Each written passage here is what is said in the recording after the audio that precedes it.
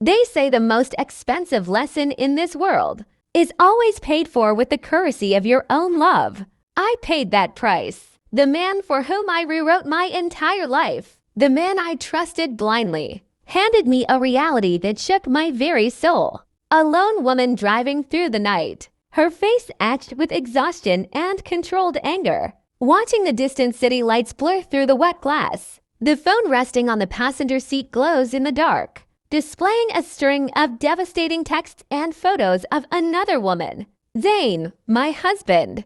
To the world, he was a brilliant, flawless, and deeply respected tech tycoon. But to me, he was a Wolf in a tailored suit, a man who waited until I was at my most vulnerable to drive a knife straight into my back. He expected me to cry. He expected me to beg, to break, and to suffer in silence like so many before me. But he forgot one crucial thing. When a woman's silence finally hardens, it becomes a weapon. And my silence was the quiet beginning of his absolute ruin. We had been married for 5 beautiful years. Zane's real estate and technology firm was skyrocketing. His name was synonymous with success. Every time we went out, people would pull me aside and say, "Sarah, you are so incredibly lucky to have a man like him."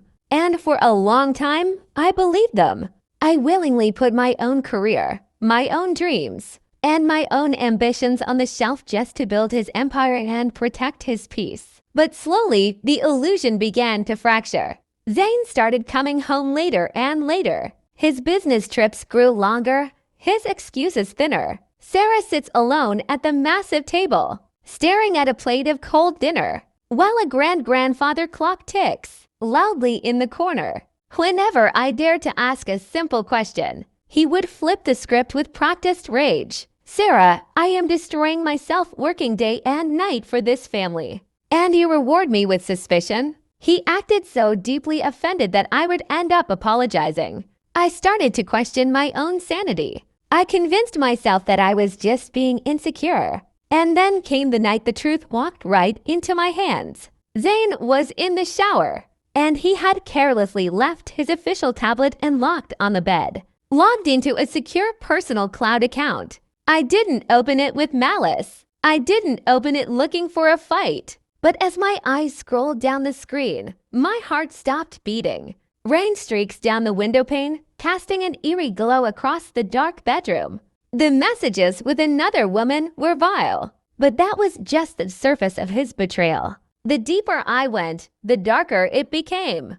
Zane wasn't just cheating on me. He was systematically destroying his own investors. He was embezzling millions through web-based shell companies, and he was carefully rigging the system to pin the entire financial crime on his oldest, most loyal business partner, the very man who had saved Zane from bankruptcy years ago. Sarah stands up slowly, her shock completely hardening into cold, unyielding fury. She methodically connects a flash drive to the tablet, downloading the files in real time. My hands were trembling, but my mind had never been clearer. The man I had loved, the man I thought was a visionary, was nothing but a common criminal and a fraud. I didn't shed a single tear that night. I buried my grief right then and there. Because when your enemy is ruthless, you cannot afford to be weak. You have to become a ghost. Morning light streams into a pristine kitchen. Zane is sitting at the island, reading the morning news and smiling. Sarah calmly pours him a cup of black coffee, her face perfectly pleasant, but her eyes completely dead. For the next 2 weeks, I played the part of the doting, oblivious wife to perfection. I cooked his favorite meals. I laughed at his jokes. I listened to his grand plans. But behind that smile, I was weaving a noose. Every single evening, while he slept, I organized a flawless, uncrackable digital dossier containing every fake transaction, every offshore account number, and every incriminating text. Sarah sits in front of a laptop in a dark room. The screen shows a massive media distribution portal and an email list containing hundreds of verified journalists and federal authorities. Her finger hovers over the mouse, and with a single click, the trap is sprung. Zayn's biggest career milestone was hours away a massive tech gala, where the country's top investors and national media would be waiting to crown him Entrepreneur of the Year. He thought it was going to be the greatest day of his life. I decided to make sure it was a day he would never forget. Exactly 2 hours before he walked onto that grand stage, I hit send. I leaked the entire dossier to every major news outlet, every federal agency, and every single investor in that room. The blinding lights of the gala hall reflect off the polished stage. Zayn stands confidently at the podium, speaking into the microphone. Suddenly, murmurs ripple through the crowd. People begin pulling out their phones. The atmosphere shifts from celebration to collective shock. It took less than 20 minutes. 20 minutes for a 5-year empire built on lies to crumble into ash. The investors stormed the stage. The press surrounded him like vultures. And before his security team could even react, federal agents walked straight through the front doors of the hall. As the steel handcuffs clamped down tightly on his wrists, his frantic eyes searched the panicked crowd. The chaotic crowd parts slightly. Sarah is standing near the exit, perfectly still, elegant, and entirely composed.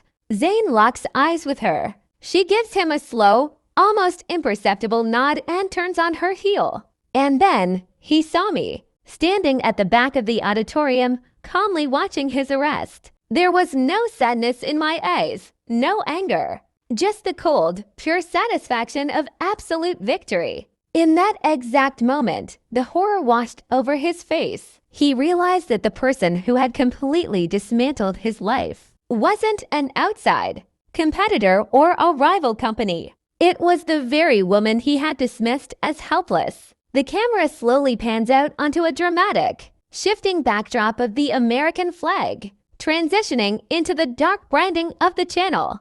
Zayn is now sitting in a concrete cell, staring at a multi-year sentence with absolutely nothing left to his name. His reputation is dead. His money is gone. Some might say I went too far, but I believe that betrayal is a debt that must always be paid in full. If you choose to break the person who built you, you must be prepared to handle the wreckage when they fight back. Because when revenge finally arrives, it doesn't leave a single stone unturned. If you believe Zayn got exactly what he deserved, hit that like button and leave your thoughts in the comments below. For more unyielding tales of justice, subscribe to Bloody Revenge right now. Our next story will prove that some secrets are written in blood.